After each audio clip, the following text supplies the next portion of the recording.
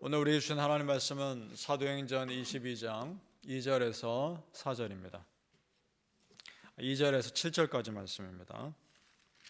사도행전 22장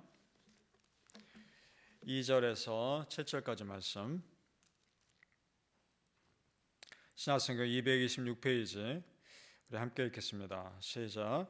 그들이 그가 히브리 말로 말함을 듣고 더욱 조용한지라. 이어 이르되 나는 유대인으로 길리기아 다소에서 났고 이 성에서 자라 가말리엘의 문화에서 우리 조상들의 율법에 엄한 교훈을 받았고 오늘 너희 모든 사람처럼 하나님께 대하여 열심히 있는지라.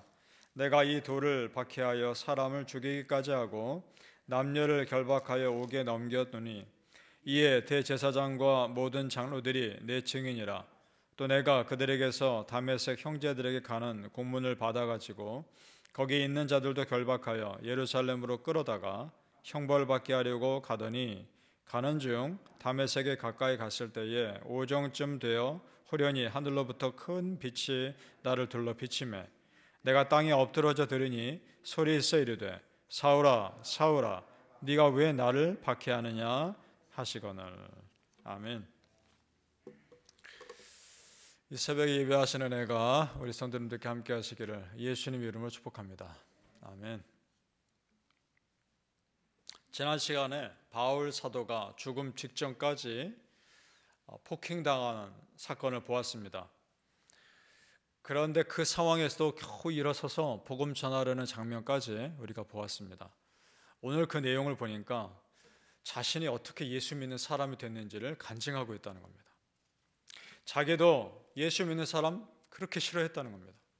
그래서 그 사람들 잡아다가 옥에 가두고 어떻게 하려고 하다가 다메섹으로 가는 길이었는데 그 길에서 부활하신 예수님 만났다는 겁니다. 지금 그 간증하고 있는 겁니다. 이 사건이야말로 바울 사도가 절대 누구 앞에서도 예수님 부인할 수 없는 강력한 영적 체험이었습니다. 그 후에 성령님께서 아나니아라는 사람을 만나게 하셨고 그 사람을 통해서 자기에게 귀한 사명을 주셨다는 것을 간증합니다. 그 내용이 14절 15절입니다. 아나니아가 자기에게 주신 하나님 메시지입니다. 같이 읽어볼까요? 14절에서 15절입니다. 오늘 22장 시작. 그가 또 이르되 우리 조상들의 하나님이 너를 택하여 너로 하여금 자기 뜻을 알게 하시며 그 의인을 보게 하시고 그 입에서 나오는 음성을 듣게 하셨으니 네가 그를 위하여 모든 사람 앞에서 네가 보고 들은 것에 증인이 되리라. 아멘. 이 긴 문장을 한마디로 정리하면 이렇습니다. 하나님이 너를 택하셨고 너를 증인되게 하실 것이다. 그렇게 정리할 수 있습니다. 증인이란 말에 헬라 원문을 보니까 말투스라는 말로 되어 있습니다. 여기서 순교자라는 뜻의 말터가 나옵니다. 그러니까 바울 사도의 삶이 딱 이 말씀대로입니다. 예수님 증언하다가 그런 삶 살다가 순교자로 죽은 겁니다. 이 예언대로 됩니다. 그대로 살았습니다. 사실 우리 성도님들 매일매일의 우리의 삶이 순교자적인 삶입니다. 믿습니까? 왜냐하면 내 옛사람은 이미 십자가에 못 박혀 죽었고 나는 이미 새 사람으로 사는 것이기 때문입니다. 성도님들 소망합니다. 여러분의 매일매일의 순교자적인 삶을 통해 예수님 드러나시길 축복합니다. 아멘. 이 사건 이후에 누가 뭐라 해도 바울 사도의 삶을 송두리째 바꾼 분은 예수님이십니다. 예수님이 그에게 구원자이셨습니다. 여러분에게도 그러십니까? 누가 뭐라 해도 내 삶을 송두리째 바꾸신 분은 예수님이십니다. 여러분 각자에게도 은혜의 그런 체험들이 있으십니까? 바울 같은 그런 극적인 드라마틱한 체험이 없다 할지라도 내가 누구의 앞에서도 절대 부인할 수 없는 구원의 확신과 예수님에 대한 사랑 있습니까? 그러면 충분합니다. 그 믿음이 정말 위기 상황에서 나를 다시 일어서게 하는 힘입니다. 아멘. 그런데 바울도 자기가 이런 사명을 잘 감당할 수 있을지 자신감이 없었습니다.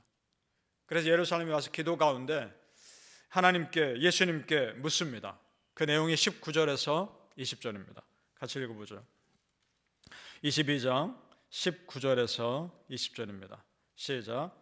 내가 말하기를 주님, 내가 주를 믿는 사람들을 가두고 또 각 회당에서 때리고 또 주의 증인 스데반이 피를 흘릴 때에 내가 곁에 서서 찬성하고 그 죽이는 사람들의 옷을 지킨 줄 그들도 아나이다.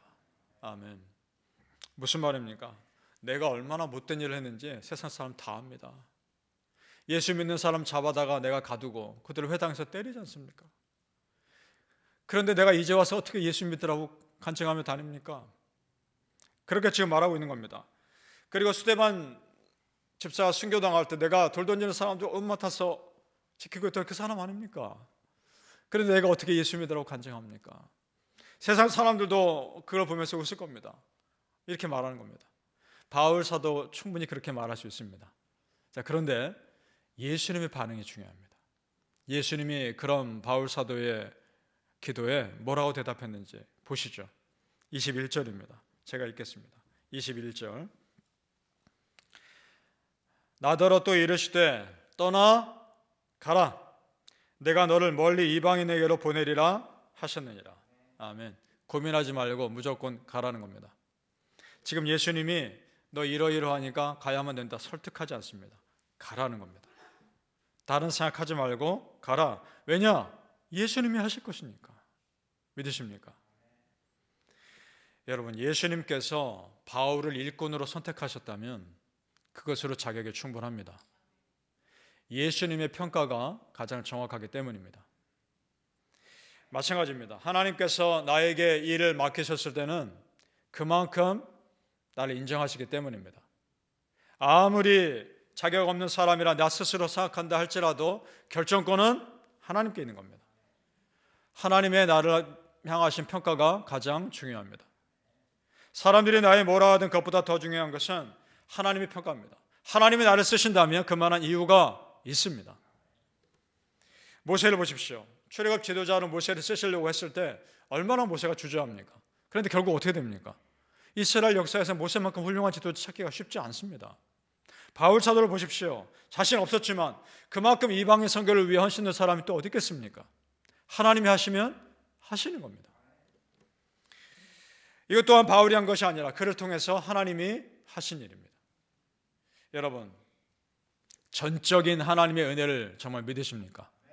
그렇다면 성도님들, 지금의 나를 보고 실망하지 마시고 앞으로 나를 쓰실, 앞으로 나를 바꾸실 그 하나님을 기대하시기를 예수님의 이름으로 축복합니다.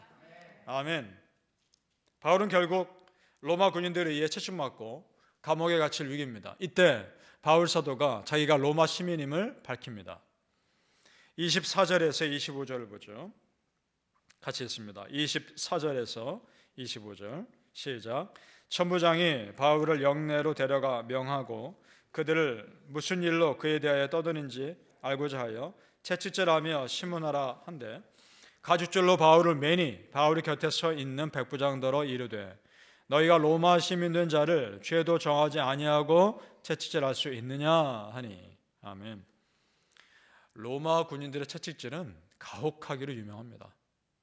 그 채찍 끝에 쇠가 복쳐 있거나 굵은 가시가 박혀 있어서 한번 휘 내려쳐 감아 떼면 살점에 떨어져 나가는 그런 채찍질입니다. 바울이 그런 채찍을 당해야 합니다. 예수님도 그 채찍질 당하시고 십자가 죽음 당하신 겁니다. 바울이 그 앞에서 자신이 로마 시민임을 알립니다. 그 당시에 로마 시민은 법으로 보호받게 되어 있었습니다. 정당한 재판 가운데 죄가 확정되지 않은 상태에서는 채찍질할 수 없었습니다. 그리고 줄리안법이라고 해서 로마 황제 앞에서 자기가 직접 그 앞에서 자기를 변호할 수도 있었습니다. 바울이 그걸 알고 있었던 겁니다. 그걸 지금 이용하고 있습니다. 오히려 그것 때문에 바울이 비록 죄수의 신분이지만 로마의 군인의 보호를 받으며 로마로까지 갈 수 있었던 겁니다. 로마 시민권이 지금 복음 전하는데 도구로 쓰이고 있는 겁니다. 바울은 자기의 로마 시민권이 이렇게 쓰임받을 줄 자기도 몰랐을 겁니다. 만약 바울이 이렇게 붙잡히지 않았다면 어떻게 됐을까요? 그를 죽이려는 사람들 때문에 로마로 가기도 쉽지 않았을 겁니다. 그런데 오히려 로마 군인들의 보호를 받으며 훗날 로마까지 가게 됩니다. 하나님의 일하심은 참 신비롭습니다. 비록 죄수의 신분이지만 그가 로마에 갔을 때 자유롭게 갇혀 있었기 때문에 그곳에서 더 많은 성경을 기록하게 됩니다. 우리가 알고 있는 옥중서신, 4가지. 에베소, 빌립보, 골로새, 빌레몬서. 4개의 성경이 그때 기록됩니다.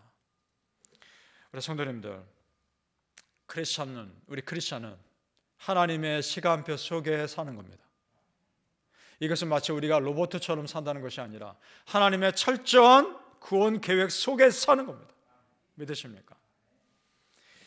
이제부터 바울 곁에는 항상 로마 군인들이 따라다닙니다. 그러니까 바울을 죽이려는 자들이 꼼짝 못하는 겁니다. 죄가 확정되지 않았기 때문에 엄격하게 가둘 수도 없는 일이었고 재판하려 할 때마다 로마 군인들이 그를 데리고 다녔던 겁니다. 자, 30절 말씀 보시죠. 같이 있습니다. 30절 시작.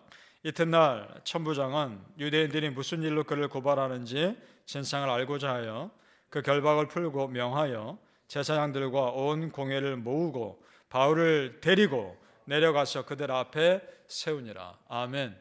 천부장이 바울을 데리고 온 겁니다. 그 로마의 천부장이 누가 건드립니까? 자, 하나님께서는 이렇게 해서라도 바울을 지켜주셨고 안전하게 복음 전할 수 있는 환경을 만들어 주셨습니다. 성도님들, 바울이 예상 못한 안전한 환경입니다.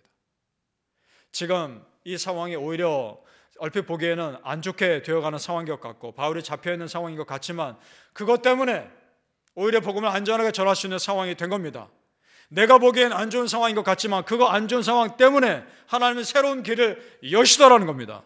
믿으십니까? 이것이 막힘을 통해서 새로운 은혜의 길을 여신 하나님의 은혜입니다. 믿으시길 바랍니다. 사랑하는 성도님들, 하나님께서 나에게 어떤 일을 맡기셨을 때 그런 일을 통해서 내가 감당할 환경까지도 허락하시는 것을 믿으시기를 예수님의 이름으로 축복합니다. 아멘. 기도하겠습니다. 아버지 하나님, 은혜를 믿습니다. 내가 보기엔 막힌 길인 것 같으나 하나님은 그것은 새로운 길을 여시기 위한 준비이심을 믿게 하여 주옵소서. 내가 보기엔 안 되는 일 같으나 그 안 되는 일 때문에 새로운 일을 되게 하시는 하나님을 믿게 하여 주옵소서. 내 생각으로 나를 함부로 생각하지 않게 하시고 나를 오늘 놀라운 은혜를 바꾸실 하나님의 은혜를 바라보게 하여 주옵소서. 하나님께서 일을 맡기셨을 때 감당한 일 또한 허락하실 줄로 믿습니다. 하나님 그 은혜 가운데 거하게 하시고 정말 놀랍도록 부어주시는 하나님의 은혜가 우리 믿음의 사람들 가운데 임하게 하여 주시옵소서. 감사하며 예수님 이름으로 기도합나이다. 아멘.